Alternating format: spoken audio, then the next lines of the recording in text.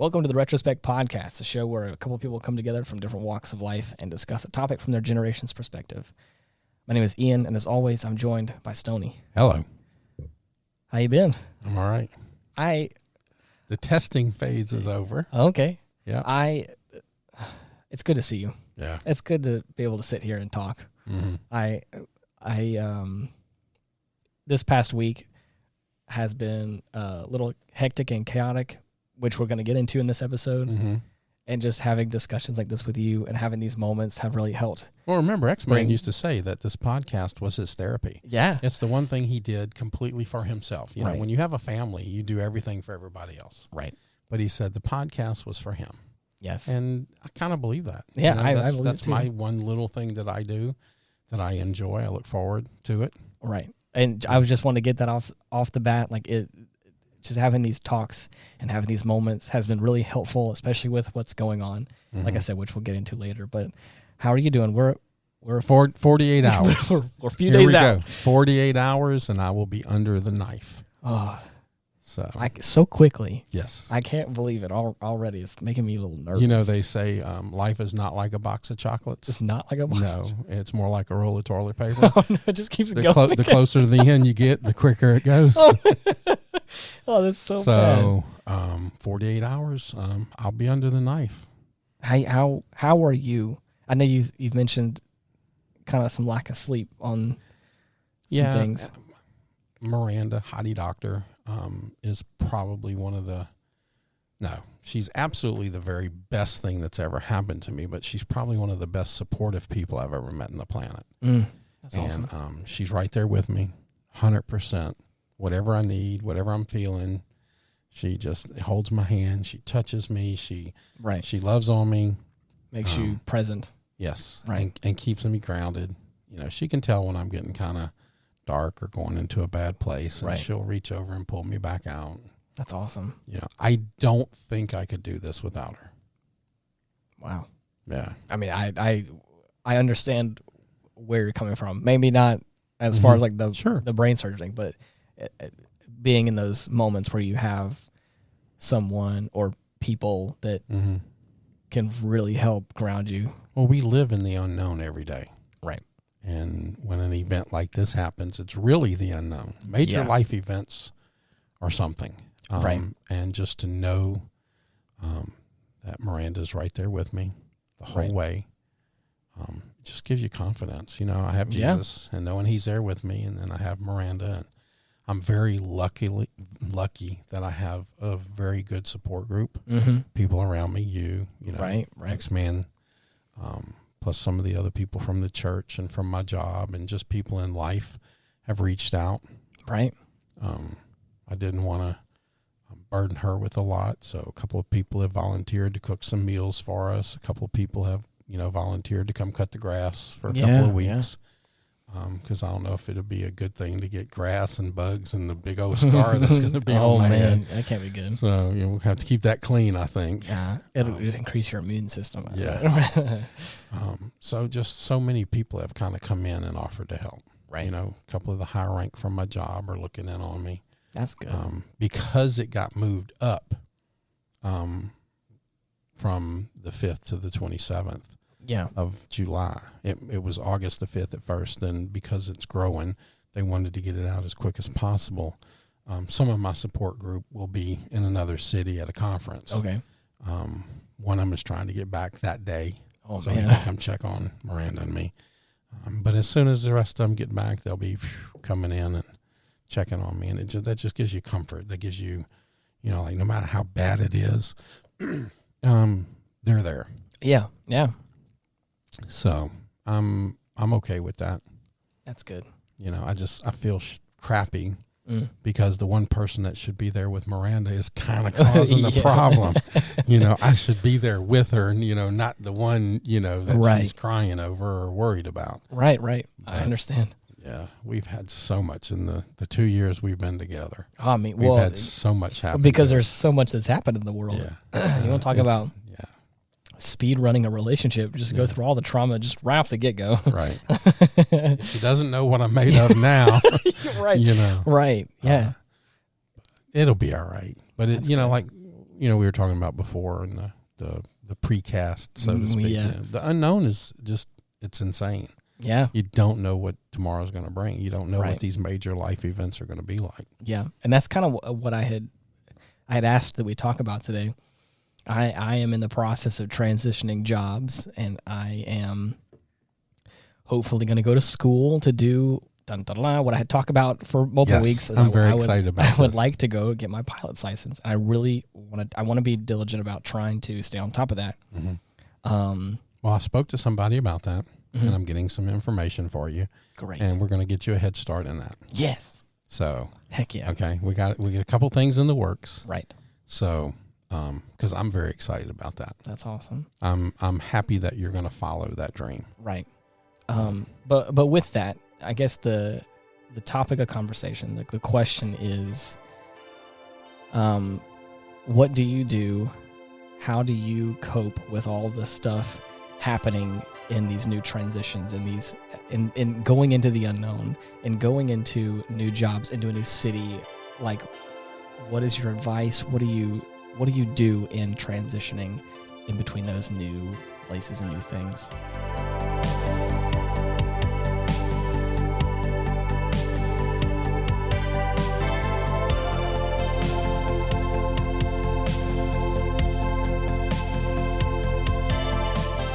Well, stability is a huge part of what the human being wants. Oh, and we don't like change.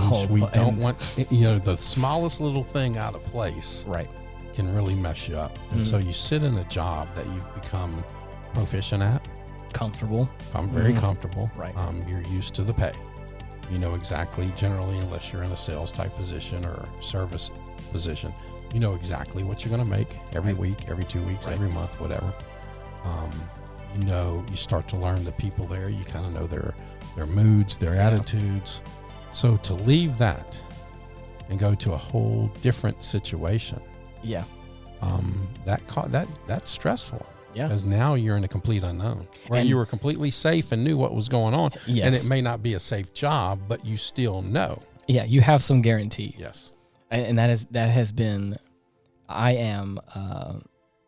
I'm a perfectionist when it comes to a lot of things. And I think just for the record, everyone, he is not OCD. No. He is CDO. Oh gosh, you know what CDO is? I think you told me. Yeah, OCD in alphabetical order. Yes, exactly. Right. You are a perfectionist. Yes, but I don't think I have. It's not every picture frame has to be right. In a certain place. You like things a certain way. Yeah, very much so. That's one of the things that makes you a great host. Okay. You like things a certain way. Hey, I want this to be the best that it can be. I want everybody to have an experience, and I want everything to be perfect. Yes. I agree with that. Right. And so I've had people, and the thing is that those tendencies really come out when I'm stressed or like under pressure. Mm-hmm. So it makes me seem like I'm OCD. Is it a control issue? Probably so. My mom, well, I don't want to put you on blast, Mom, on the podcast. My mom has some control issues. She likes to be in control. And so I wouldn't be surprised if it's a personality type that I got from my mom. Okay. But I don't think I'm like clinically OCD, where it's like I have like you said, no, there's not, there's like these little triggers that are what you call like these you don't tap the doorknob. Right. I don't have to run around the room. Yeah, I don't have any of that kind of stuff. But there is I have a way that things are supposed to look. Mm-hmm. And if it's not that way, it kind of stresses me out. Right. I won't lose sleep over it. There's nothing wrong with that. Yeah. When you're putting out a product that your name is on. Right. Like my food. Yeah. Oh, exactly. It's a prime example. The same thing with I worked at a coffee shop, and that was one thing that I used to have. Oh, I prided myself in being able to make the recipes just right and being able to drink consistent every time. So what is giving you anxiety? Leaving a job or starting a new facet in your life with the unknown? Which one's bugging you the most? I think I have done this sort of thing in the past where I have a new job lined up that I think is better for me. Maybe not financially. Maybe it is better financially. And I have to leave. The times that I have left for guaranteed more pay and a little more stability, the transition has been a little bit easier because I'm there's no. You don't know what you're doing just yet, do you? Sort yes and no. Yes and no. Well, we know you're going to school. Yes. Okay, so we know that. Right. But you haven't really defined a job yet, have you? Right. I have defined, I think, what the job, so that this is where it gets a little confusing with me trying to be as vague as possible. And this hence is the anxiety. Yeah, exactly. Is that I know where I'm going. I just don't know the extent of the work. Okay. You know what I mean? So it's like I know what kind of work it's going to be. It's going to be in the same sort of field, film career type stuff. But it's just I don't know what that looks like in this setting. If you catch my meaning. Yes, I do. But with that, like I said, the times that it's been a little more stressful has been either it may not be the same pay rate or maybe lower, or it could be just a difference in just staff altogether. Mm-hmm. And those instances become, I feel like, harder for me because I crave the stability of like guaranteeing I'm going to get a paycheck. Well, it's not a pretty picture wrapped in a bow yet for you. Right. There's a lot of unknown out there. It's still, the opportunity to go to school. Yeah. Oh, man, that would just, we talked about that. I've gone in online classes at an Ivy League level. Yeah, exactly. I'm almost 60 years old. I haven't really, I've done some schooling and some classes, but I've not done something to that level in 40 years. Man, that's crazy. And I come into it and I do the best I can. And so far I've been pretty successful. Right. So, I mean, but doesn't that give you some good anxiety too? Well, or some good feeling? Because the unknown is, explorer and we're going into this new venture and wow, what are the possibilities? So that's where it becomes complex and very interesting as well, is I'm moving into a place that I'm confident in myself in the work. Mm-hmm. So I know that I can probably get there, boots on the ground, and do at least a decent job. Right. That's not the thing that I'm worried about. It's just I know nobody there, save one person maybe. Mm-hmm. So it's a whole new setting altogether. I don't quite know the confidence on pay like I do at the current job that I have. So there's these little discrepancies here that like it is exciting because I'm excited to go into this new place. Mm-hmm. I'm excited to see this, to meet a whole new team of people and to really get connected in and find my place in that team. I think it's really interesting. And that's what is exciting. But there's that little bit of like that perfectionist side of me that craves that stability, that has that kind of routine element. What's going to happen day to day, even if it's not exactly what you want to happen. Yes, you know what's going to happen. Right, and now that is, I know my paycheck is coming now, and and again having that, because again I think that kind of comes more from my years doing freelance stuff, right? Where you're not sure. Yeah, there was a few months during my life, like a few years back, where like I just never said no to a job, like, or as like freelance photography or film stuff, because you don't know when the money's going to come or not. So it was like if you didn't work, take it while you can, right? And then plan for it. And then sometimes I would overwork myself because I was like, I can't say no to this. I got to keep going, which some people are great at, but for me it was beginning to become too stressful because of that stability aspect of like if I wasn't proactive about getting out there and getting the work, I wasn't going to get paid for it. Right. And it was becoming stressful. But, yeah. So in all of this going through, what kind of support group do you have? How is Mallory taking this? Because I know y'all talk about everything. Oh, yeah. She knows you have this stability here, but there's some, deals that you're worried about over here. And now you're going into a new realm. How is she handling that? What is she saying and doing? She has been very supportive. She also is equally worried as I think any significant other would be in a situation like this, wanting the best for me. But I think she knows that I'm probably going to be happier and more, the stress is going to be relieved more at this new job. And I think she's really excited for that. And she along with you and other friends that I have really encouraged me to just take this opportunity while I can. Right. Because it's going to be, even though it's unknown, it's going to be, I think, better in the long run. Right. And it allows you to do something that you really want to do since you were young. Yes. So. And that's really another pivotal factor is, again, talk about going into like the super unknown. I've only ever like flown in planes. I never actually like piloted a plane myself. And have I ever told you the story about like what kind of got me interested in wanting to like learn how to fly? I don't think so. Well, if you'll regale me on this story. Yes, please. Hear me out. Hear me out. Listen to this story for a second. I had, for the longest time, I was kind of a nervous kid, like a little shy, and like I was to myself really, and wasn't really one to take risks a lot of times. So I kind of grew up with that kind of personality trait. Okay. I graduate high school, and we're going to go on a senior trip, my best friend and I. And we're going to go to Disney. We're going to be super excited. Never been to Disney before, never really done anything like that. And I was like, this is going to be really cool. But he's like, but we're going to get this package where we have all of it included, the whole shebang. We're going to go all out. Yep. But we're going to fly there. And I was like, oh, I don't know about that, because I was really scared of planes. And I was like, it was just for the same reasons that anybody else would be scared. Sure. Is like these kind of, what is that called? Irrational fear. It was kind of an irrational fear of planes. Some people would probably say that it was justified, but now that I've got like some numbers and I understand how planes operate now, it was a little irrational. It's not going to happen. The things that I was worried about happening. Right. And I was super nervous about it. But I was like, but I don't want to miss out on going on this awesome trip. It's going to be super fun. My friend is hyping it up. He's been before. I never been. And I was like, I really got to do this. And so I finally just grit my teeth and I just did it.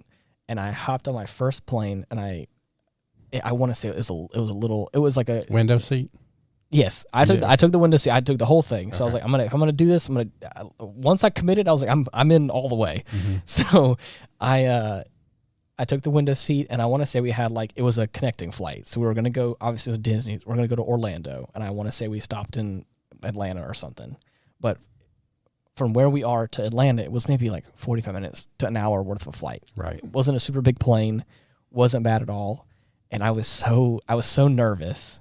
But at the same time, I was that kind of excited feeling, because I was it was just a weird mix of emotions. But man, and I've said this to many people, there was nothing like the feeling of the pilot rounds the corner, we're on the main runway, and this is it. We're stopped, and he just, like they always do, floor it, full throttle to get us in the air. And that's exactly what happened. We start flying, and you feel that little bump when the tires leave the concrete. Exactly. Is it for me? It was.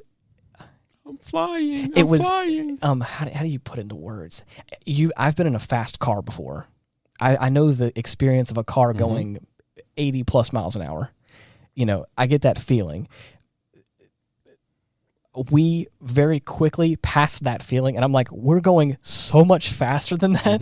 And I was like, oh my gosh. And then of course, whenever the tires lift off, and this weightless feeling, and then before you know it, I'm so far off the ground, and it was just this feeling of I just feel free almost. Right. It was such a weird sensation. I was so nervous and so scared all up until the tires left off the ground, and I'm watching my city disappear into the night.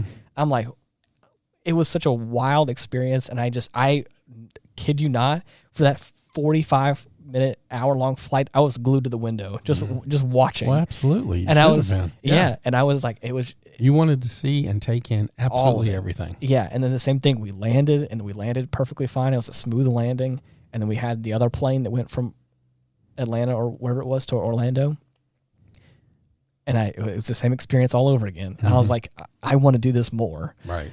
And then, of course, ever since then, I've kind of been interested. I've been interested in planes and interested in the idea of it and how it all works.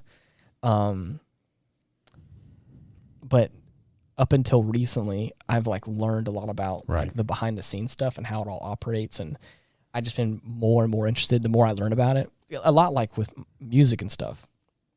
The more I learned about it, the more I wanted to get into it, and the more like it's all math in the nitty gritty, just like music. Right, it's right. all math. And so you got to learn the math. Right. And so that's the story of where I kind of have come to this point now. Mm-hmm. It was not something since. So how many times have you flown since then? Numerous, I think. Okay. So I probably have gone on four or five other big trips that I've gone on planes that have all probably been connecting. So somewhere in the ballpark of 25 to 30 or something. Not a crazy amount, but probably in the past 10 years, a handful. Okay. Oh, that's awesome. Right. So and again, it is like anybody that probably goes to an airport, like the airport itself and the people that are kind of associated a lot of times that. Like that's obviously not my favorite part. The favorite part is know experiencing the plane and then getting in the air. That's the fun part. But anyways, so that's what I love about it. And so is that the feeling that we hope anytime we do anything, a new job, a new city, moving to a new city, getting on an airplane and lifting off, a new relationship. Is that kind of what we hope for? That euphoric feeling of, oh my God, I'm airborne. I'm flying through the air. I think so. But I also, I think that sometimes we have to be, real with ourselves. Okay. That I agree with the saying that if you love what you do, you never work a day in your life. But at the same time, that doesn't mean that there aren't going to be days where you don't want to do the things you're doing. And that's okay. But that doesn't mean you probably love the job any less. But sometimes you need to be real with yourself and reevaluate the situation and go, is this giving me that same feeling that I had initially? And if not, is it something that you want to keep pursuing? Are you still loving the work that much that regardless of this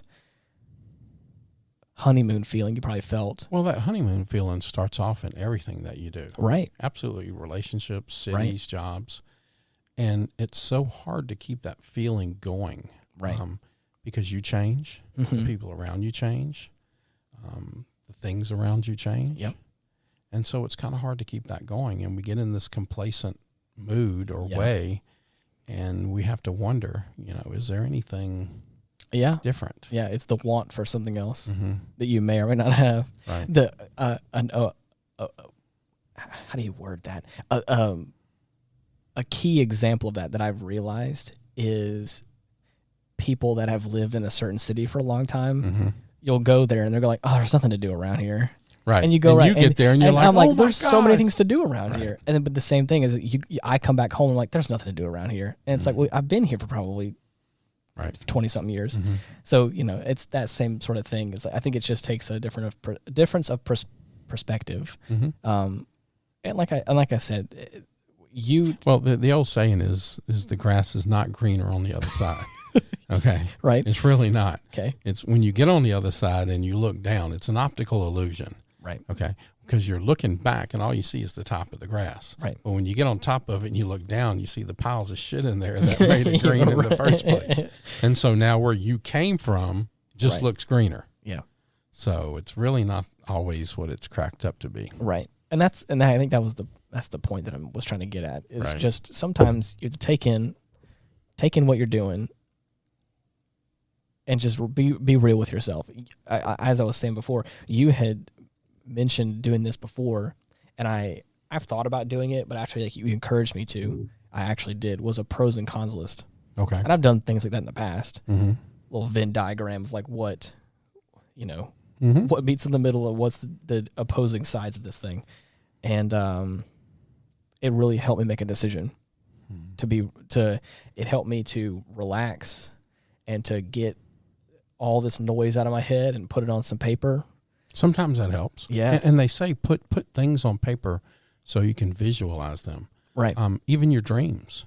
Oh, yeah. You can think about and talk about your dreams all day, but until you actually see them on a piece of paper, they don't really become real. Yeah. When you put it on paper, you can actually see it.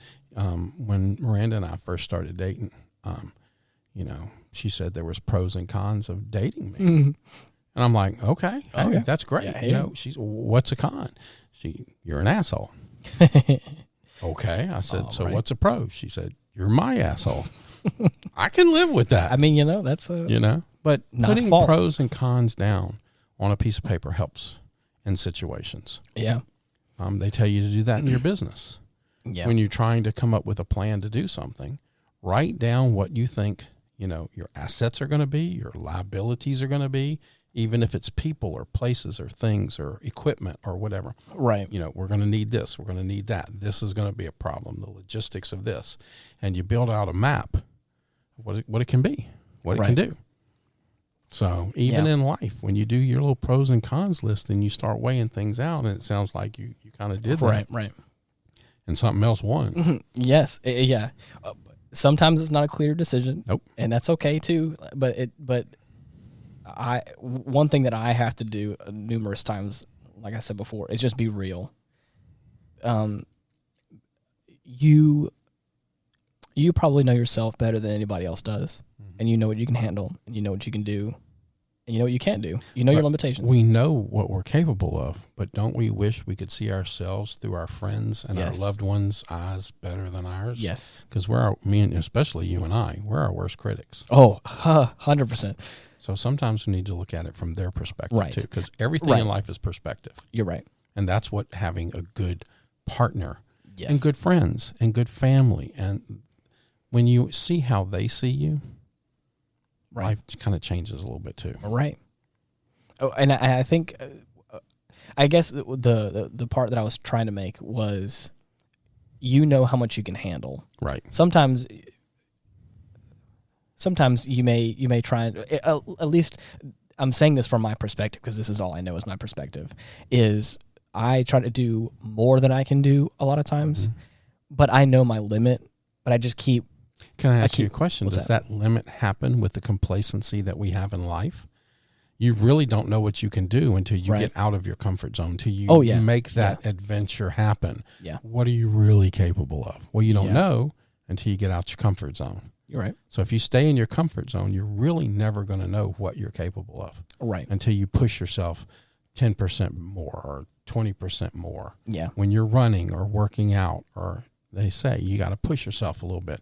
If you can do what you can do and you do it all the time, nothing's going to change. You got to go that extra little mile, that extra little limit. Yes, I agree with that. But for, again, my experience personally is that I usually will always take in more work. Right. And it becomes a problem. It very quickly becomes to a point where I become stressed, because I'm like, I need to clean my house and I need to spend time with the people that I love, but I have so many tasks and jobs to do that I don't have the time for that anymore.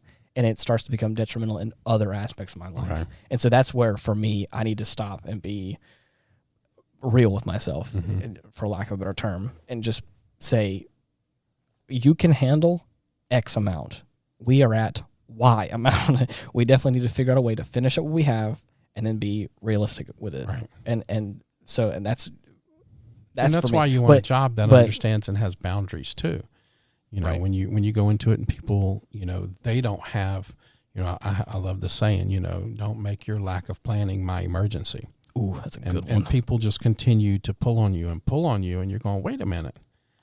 That falls in your realm. Right. I don't mind helping you. Why am I stressing about what you should be stressing about? Right. And then when you have 4 or 5 people in an organization that don't have those boundaries and don't understand that, and they're trying to, in a way, pull other people in and bring the light to somebody else to show their inadequacies in their job, so hopefully people will be looking at you instead of them and their inadequacies. That's just wrong. Yeah. And that happens a lot in today's society. I believe it.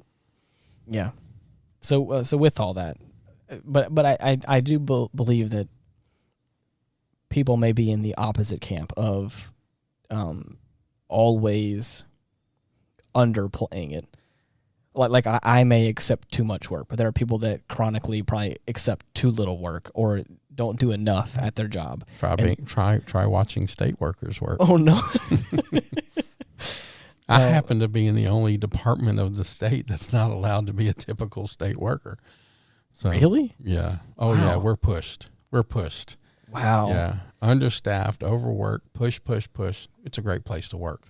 Right. We try to make it as fun as possible. Right. But you go, have you ever been to the DMV? Oh, yeah. Miranda had to go the other day, and there was 3 people with, 120 people in the line. Oh, my gosh. How are you going to get that done? And you can tell they have no intensity about their work. No. They're not going to get it. They're getting paid. They know that 20 people are going to leave just because they're tired of waiting. Right. Yes. And another 20 or 30 people are not going to have the paperwork they need.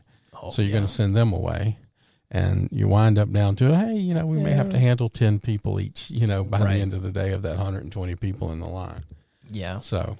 Yeah. But with that, like, I think also being real with yourself in the opposite, if you're in, and if you can handle more and you know yourself well enough that you can handle more, like, it's just being real in that moment of like, is this going to be a good decision? Is this going to be something that is going to overwork me? And sometimes you don't know that going into a new place, which is the fear of the unknown we're talking about. Is it may look pretty on the outside, or they may sweet talk you into getting there, and then before you know it, you're in knee deep in some shit that you didn't want to be involved in. You're like, oh man, I didn't sign up for this, which happens, and that's okay. But what if it turns out to be the opposite? Exactly. What if it turns out to be this great adventure that it's everything you hoped for, more than you hoped for? Right. And it allows you to go to school and be a pilot. You're right. It allows you to do the things that you want, and you meet some really cool people. Yeah. And they value you and they trust you, and you develop a great product. Yeah. And this really ties into another discussion that we don't got to probably really get into, or we could at a different date, is leaving a job leaving the job the most professional and best way you can. Oh yeah. Is really leaving it on a good note. I mean, it may not ever come to it, but just on the off chance, at least you know that you possibly could come back there and go, I messed up. Mm-hmm. I tried to go out and be adventurous, and it didn't end up working. Mm-hmm. You know me. I left on a good note. Mm-hmm. Maybe I can come back. Some people don't want to do that. Right. There has been maybe 1 or 2 opportunities that has happened where I have kind of been, like I said before, in between freelance jobs, and I've gone back to a place, shook hands with the boss involved. It was like, hey, so about that thing right there. Again, a lot of times I didn't even have to like really speak about it. I'd just be like, hey, so I'm actually looking to get some more money because it didn't work out, or it wasn't as good as I thought it was. And the 2 times that it's probably happened with the different people involved, I didn't even get the chance to finish. They were like, yeah, so when do you want to start? And I was like, okay, cool, yeah. Right. And it's just, like you're saying, it's like leaving with a product. The people that care about you want you to succeed and to be happy. Right. So they're going to want you to go out and do something better. Right. And if it didn't work out, they know what they're getting back in return. Of course. Because now you're going to actually work more to kind of suck up to make up for leaving in the first place. Right. So they know what they're getting. They're not stupid. A good manager wants you, a good leader wants you to do what's best for you. And if it doesn't work, then hey, come on back. One of the better compliments that I've gotten was one of my first jobs. I got into high school and I worked overtime. Mm-hmm. I worked at a wholesale store, like just stocking shelves and, being a cashier, It wasn't a bad job. Mm-hmm. It was, as a first job, it paid what little bills that I did have, and it got me some spending money. Right. Got me on my feet, and it taught me a lot of good life lessons about, people. But one of the greatest things was after I had left that job, after being there for probably a year or so, after I had left, I would go back there to shop every once in a while, as you would. And I would go to see how things were doing. You can get a little curious also. And the manager that I was under, of course, he obviously knew me. And he'd be like, hey, Ian, what's up? and we'd shake hands for a minute, and you know, I would talk about how things are going or what's happening, and it would always usually end up going, "You need a job?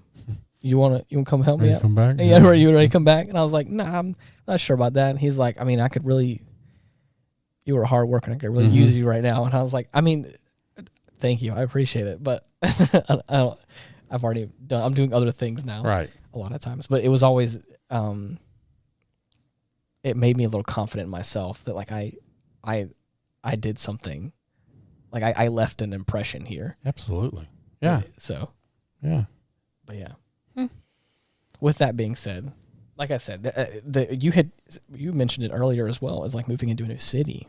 You know, you have lived in numerous states, right? Oh boy, yeah, have I, and traveled. Oof. Yeah. And so did you like lived in other states for work reasons or just for like all of it?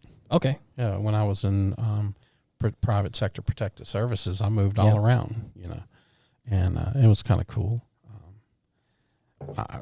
A new city to me is just fantastic. Oh yeah. But you don't want to do the tourist stuff. You want to go, even traveling, you know, abroad. Yeah. You don't want to do the tourist stuff. You want to go where the real people are. Give me that little hole in the wall. Yes. That's the best food, right. the best people. Man. Right. There's a little local place like that I stumbled across, and I was like, man, where has this been hiding? That kind of stuff where it's like, you know, you go to a place and for those of you drinking out there, you can go ahead and take a shot for this one. I'm going to mention Canada again. Oh, Lord Jesus. When I lived in Canada, which again, to talk about going into the unknown, some scary stuff, but the wilderness, the prairie lands is where I was at. But there was, I had probably lived there for a few months at this point, and there was this little hole in the wall, and it was ran by a Filipino family, and it was like a crepe and like cafe, like a crepe store or like bakery, or I don't know what you want to call it. And they had the whole spread. It was like a cool atmosphere. Like you'd go in there and it was just this nice loving family that was all basically working behind the counter, and they would make these amazing crepes, and they had this wonderful espresso machine that they would make so many awesome drinks with. And I remember it was in this little shopping center, like, you know, just off the beaten path kind of. I remember going there and being like so enamored by it. Like, where was this whole time? Right. When I moved to the western slope of Colorado, in Glenwood, I was outside of Glenwood Springs, but I would go into Glenwood Springs and found this little place. I'm even going to name it. It's called Rosie's Bavarian Restaurant. I think you mentioned that before. Yeah, I would go there on Fridays because I was off on Fridays. And really sweet Miss Rosie. I swear that was so long ago. I don't know if she was ancient then. I don't know if she could still. Right. I would love it to go back and she still be there. But I would go every Fridays and I would get quiche. And she made this Napoleon pastry. And it was like 3 or 4 inches by 3 or 4 inches and like 6 inches tall. And it was just this flaky, just heavenly goodness.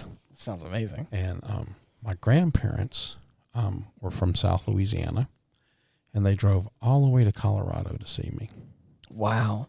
And the one place I wanted to take them was Rosie's Bavarian Restaurant. Yeah. And Doc Holliday's grave, because his gravesite was right around the corner from that. And I took them there, and then I told the server that we wanted the pastry, and we're out. I was like, what? And Miss Rosie heard me. She said, oh, you wait. That lady went to the back and cooked them fresh from my grandparents right there. She said, you're not leaving. You're going to wait. It took like an hour. Of course. And some change. Yeah. But we weren't leaving. When she found out they drove all the way up there to see me, wow, they were going to have whatever they wanted. That's so cool. That was such a sweet lady. I love stories like that. And I love people like that that really go that extra mile. She's living her adventure. She's living what she does. That's so cool. Yeah. I love that. And we've had a discussion about that, about numerous other things. about whenever like you put a little bit of yourself into something like that. Whenever you really, whenever you craft something, whether it be paint or whether it be music or a pastry or a cup of coffee, it's like there's this, there's this little piece of you that really shines through whenever like you put the time and effort into something like that. When you're cooking for a group of people and a few minutes into it, they may not even know each other and everybody's talking, and all of a sudden the talking kind of slows down. And for that brief second, all you hear is that tink of the fork and the knife on the bottom of the plate, and everybody's just kind of eating and they're concentrating, and you nailed it. Right. It's like a perfect cup of coffee. Yeah. When they close their eyes and they smell it and they taste it, they just go, and they sigh. It's good stuff. It's just a great feeling. It's just a great feeling. It's also the same thing with, I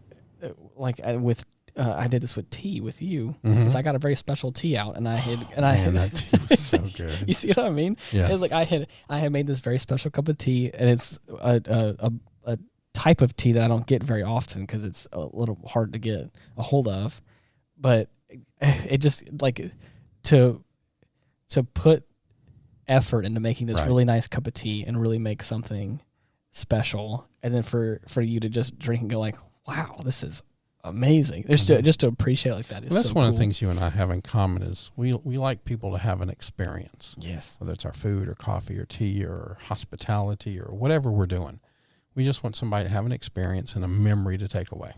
Yes. That's it. There are two words that I've used, and they just always come up anytime I'm talking about this kind of stuff, is experience and atmosphere. The same sort of thing is like I can give you 2 cups of coffee, and I can have you drink them, and you can probably taste them and go, oh, there's a difference. One's probably better than the other. But if I sit here and really I already made the experience, but I make an atmosphere about it. I tell you the story about this. Right. And it's the same thing that I think wine people do and other stuff like that. There's other things in life. We are emotional beings, and I think we're very susceptible to that kind of stuff. But the second, like, you really add a story and you associate emotions, you associate feelings to things, it just sometimes elevates that stuff also. Is that kind of what we're talking about in this podcast? We get complacent in something, and then all of a sudden we look at this other job or this relationship or this new city. Is it the experience? Is it the emotion or what's the other word you use? Atmosphere. Do those things kind of play into it too? Once you get kind of complacent, you start losing those things, and we're very oriented on that, especially you and I. Yes. So does that come into play with a new adventure? I guarantee it. With that, it's the same thing that, like, for instance, if for a couple's honeymoon, they go off to Italy and get this bottle of wine and they drink it and they're like, oh, this is the best. They're in the atmosphere. Right. You're in the restaurant. You have the sommelier right there with you, telling you about all these different things. You're getting involved. You're drinking this wine. You're like, this is the best wine I've ever had. It's associated with this lovely moment, this honeymoon, this great experience. And you come home and other people may drink it, or you may drink it and go like, ooh, it just brings me back. But someone else may drink and go like, this is kind of nasty. Sorry. Yeah, it's, or whatever. Because again, it's that same sort of thing. It's like, you don't always have to do that. And sometimes people may not be really susceptible to that. But sometimes what I've noticed is like, if you, for instance, I have had like single origin coffee beans, which is like all the beans from one farm. And there is a group of people that have harvested these beans and have made this special and have gone through this process of roasting, and it's gone from here to there to all over the place, and it has ended up right here in our hands. And I have spent the time to craft this into a great drink. 9 times out of 10, they drink it and they go like, oh, wow. But there's that one person. Exactly. And that's okay. Some people don't care about that, and that's fine. But a lot of times, same thing with, I mean, even whiskey and rum and stuff like that. There is like all kind of stuff like that you can have that sort of experience and that atmosphere about things. And I think that's what we want in life. Right. Changing a job or in the job. If things don't change and they get complacent, we start missing that. We start missing the fun, the adventure, and some people lose that in relationships. They can't keep the romance going. Or a city, like you said, some people go, hey, there's nothing to do here. And other people are going, oh my God, this is amazing. You have this, and this here. Yeah, right. So it's all about just kind of keeping that fun and no matter what you do, you don't want to get stuck in a hole. Right. In the small town that I lived in Canada, I had moved there because I had known people there. Right. And because I had a job opportunity there. It wasn't the first pick. I would have gone to a bigger city if I wanted to, but I had gone there because of, I guess, the stability of it all. The people. But the number one thing was because it was a smaller town in Canada standards. So I got there, and numerous people, because again, I didn't really sound like them, and of course, talking to anyone for any length of time, people are like, oh, where are you from? What are you doing? Or, all that kind of stuff. And I would always be, I'm from down south, down in Louisiana, in the States, and I'm up here for work and to experience life in a new country. And I single-handedly, the number one response I got was, why'd you move here? And it's the same sort of thing. It's like people have been there for years and years, and they're like, it's just a small town. And to you, it was a whole new experience. Oh, it was there was so many fascinating things I learned while I was there. And even though it was a small town, there was so many the crepe shop, for instance. Right. So many cool little quaint coffee shops that were down there, or up there, sorry. And so, it's all that kind of stuff. But at the same time, after living there for probably 2 years, you get a little complacent about things. Sometimes the cold was way too cold, and it was a little bit like, what did I get myself into? Then you remember the hot down here. Yeah, then I remember like, you know what? I'd rather be cold than hot. Same. Trust me when I say the complaining about the cold fractions of a percent compared to the amount of times I'm complaining of heat around here. Like the 1 or 2 days where I was like, a lot of times it was like towards the end of the week. So I would work at a coffee shop up there, and the doors would open at like 5. And I lived 30 minutes across town. So like I had to wake up at 4-ish in the morning, I'm talking about the coldest part of the night. Sure. So like there, a lot of times like Monday, Tuesday, Wednesday, it's like, okay. Come Thursday, Friday, I'm like, I'm tired of doing this at, 4 o'clock, 5 o'clock in the morning, getting the gloves, the scarf. I'm like, oh, I don't want to do all this. But it was, trust me when I say I miss those days. I miss the snow a little bit. Like the first snow of the season was, but I know that people that, in the same thing, perspective, people that have lived in snow for their whole life, they're like, get me out of here. The second the winter season comes, I can't do it anymore. I'm like, hey, that's okay. Yep. The opposite for me. The second it gets above 80 degrees around here, I'm like, I gotta go. I gotta go. I gotta find get somewhere cooler. Please. Less humid. Smaller mosquitoes. Please.